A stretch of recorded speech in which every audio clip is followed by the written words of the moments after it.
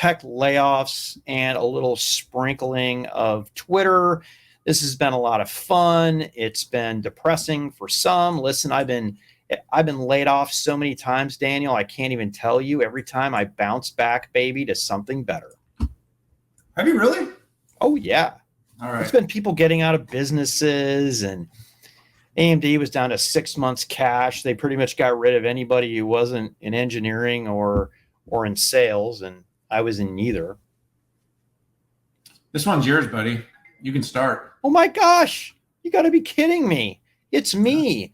I was totally punting this over to you. So, first of all, we've seen layoffs from Meta, Twitter, Amazon, Lyft, Stripe, Salesforce, Microsoft, Robinhood, Coinbase, Cisco, a lot of different companies. And instead of focusing in on the numbers and the companies, I want to talk holistically about economies and how this works. So, Dan, I know you like to play virtual economist, and I think you're really good at it. I'm a student of history. And essentially, we have different cycles that have happened over the last 100 years, and they are boom and bust cycles. Rarely is there a stasis of GDP and inflation and interest rates. We have an incredibly high interest rates compared to where they were when there was literally the Fed was loaning at 0%. That's free money. Banks might put 2 or 3 points on it, but essentially it was free money. And what happens is you are able to go and get a lot of debt. And that included a lot of tech companies who were making some very good, but some very bad investments out there. And here we are in the state of economy. So don't be surprised. I think what's surprising people is this is some of the first time that any of these companies is doing layoffs. Companies like Amazon, right? Who's been on this rocket ship. You made a very good point about automation, Daniel, which was people just, when it came to things like production and warehouses, just hire bodies and get them in there. Very little investment in automation like robotics or software automation like we talked about earlier with the build product from SAP. But I think that people will look at this, companies will look at this time to get lean, quite frankly, get rid of some of the C and the D players that were hired. I mean, some companies hired 100,000 workers over the last decade, and hard to keep people. And I guarantee you that there were some very bad hires along the way. So this is a good time to get focused on what matters, cut out what doesn't. That's my thoughts on the tech layoffs. All right. So how much time do we have? We have one more topic, probably a quick one though. 11 minutes. I'm going to use the majority of our time on this because the last topic I think is more of a bit of an update. Okay. The layoffs themselves are almost entirely a byproduct of what I said in that last segment. And that's that companies through relentlessly through bodies of things. And by the way, paid extraordinary prices to hire people during the labor tightening cycle that we just went through. But because growth was felt to be or seemingly endless, ZIRP with zero interest rates made liquidity very easy for companies. They could kind of go all in. And of course, all-time record high stock prices gave the market a lot of confidence to continue forward and companies continue forward. We've seen that completely get slashed now. A miss on earnings, you may as well set your business on fire right now.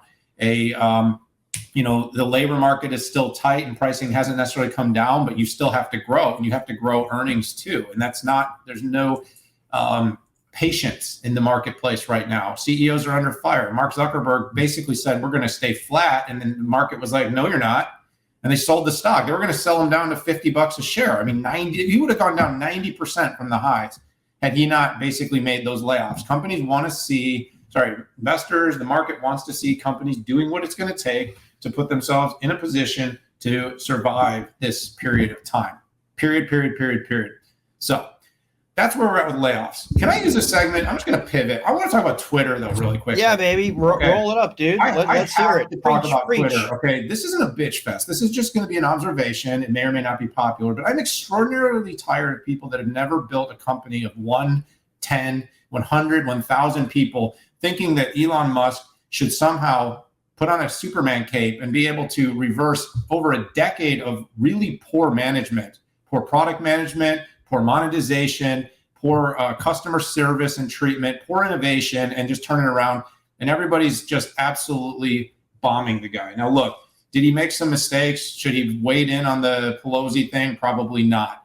But you know what? He's an iconoclast. He has built a right through creating from scratch trillion-dollar companies, from putting everything on the line in his career to be able to have an opinion, and sometimes his opinions are going to be wrong. I also want to know when we got to a zero inaccurate, zero wrong, zero world where people can't ever say anything wrong. I just want to know when that happened. Somewhere along the lines, we lost the ability to have real discourse in public, or even throw out a possibility of something being wrong. And things like COVID and things like policy and politics, we have learned now that people had said things correctly, been filtered out, blocked, and deplatformed for things that later turned out to be true. So there's a lot of problems right now with this. He basically bought a company that is not only in transition, but a company that was an absolute disaster. And I love Twitter. So this is not like me putting on Twitter hate.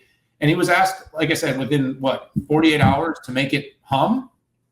The privatization of this company is going to be the best chance of it to have a chance to reboot, recreate its culture. People that don't want to double down right now while this company is underwater, his whole memo thing, look, you could say hardcore, you could say hard work, but the culture of that company was like no work. Nobody worked. There was too many people and nothing worked. Whether it's the software bloat in microservices and just all the poor architecture and design that he's trying to unravel right now, or it was the complete lack of a strategy to monetize the platform successfully for over a decade now, all needs to be reflected upon. Now, look, I'm not an apologist for Musk. I'm just saying nobody can turn around a $44 billion company inside of 10 days and expect to be really successful. And if it was anyone but him, I think people would have a more reasonable outlook and expectation for how quickly this should happen. But I would say give it 3, maximum 6 months and come back with an opinion then. If you have an opinion at that point and it's still as bad of a disaster as it was the day he got it, then you know what? Shame on him.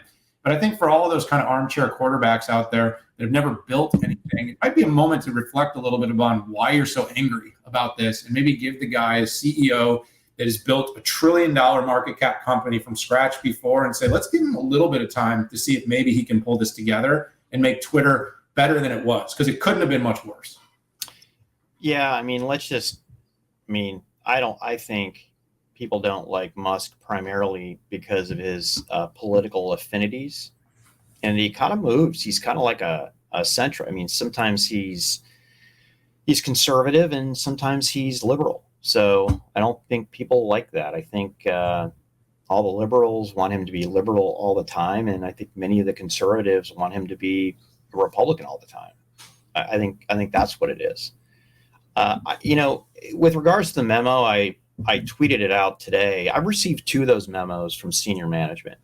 One of them was from a huge company and one of them was from a startup. And I pressed the yes button and I got promoted and I got super experience and ended up turning at least one of the companies around that I said yes to. So I kind of like the sign up or get out. And every company I've worked for, I guess, except my own, I've seen that memo. Anyways, I like it. And the great thing is this is a free country and you don't have to like it if you don't want to.